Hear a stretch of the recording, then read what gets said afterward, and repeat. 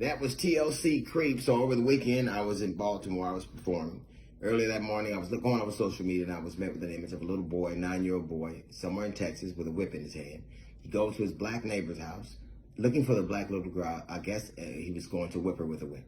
He was shooed off by the mother, and shoot him up, and he didn't seem afraid at all. As a matter of fact, she had to threaten to call the police and basically almost physically force him off the porch.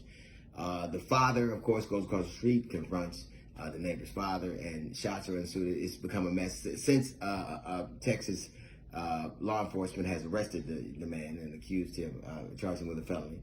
As if that wasn't bad enough. Then we were all met with the horror that we'll be visited later on in Tops grocery store in Buffalo, New York. A young white man drives 200 miles, gets there the day before, at least the day before, does reconnaissance on the area, goes in dressed like a homeless man, asks for change, surveils the area, and later on, the next day, he strikes. He strikes at a time, obviously he did surveillance, he did reconnaissance, he understood who would be there, and sure enough, there were old women and people shopping.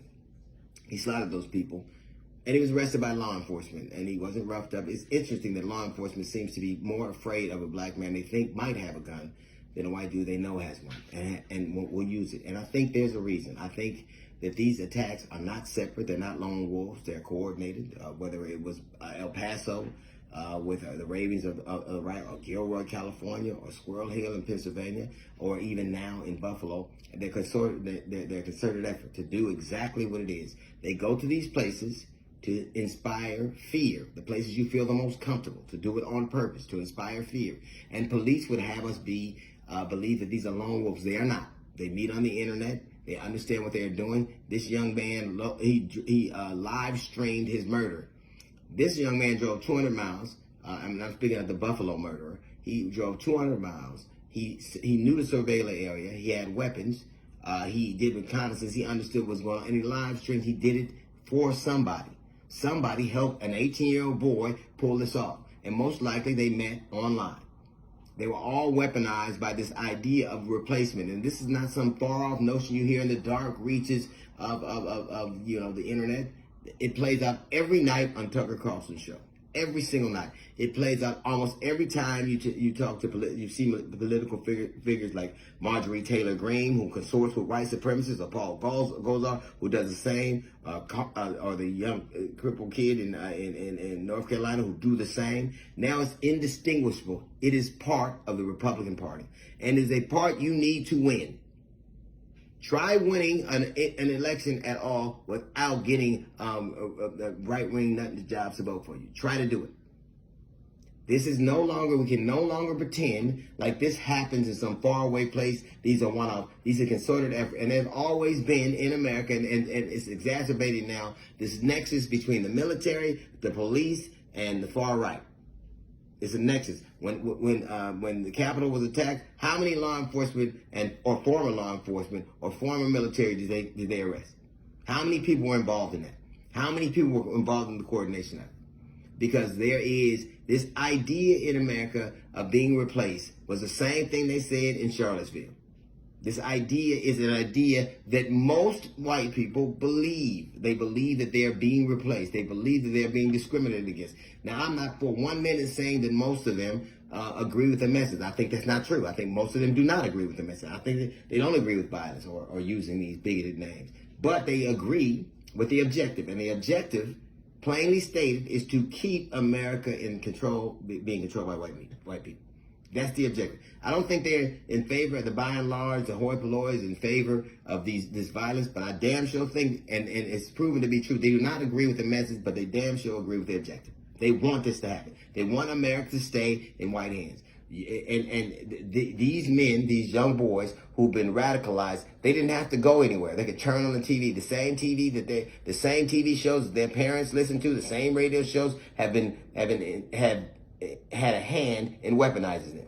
And the FBI, law enforcement pretend like, it's a lone wolf. It is not. It's a concerted effort.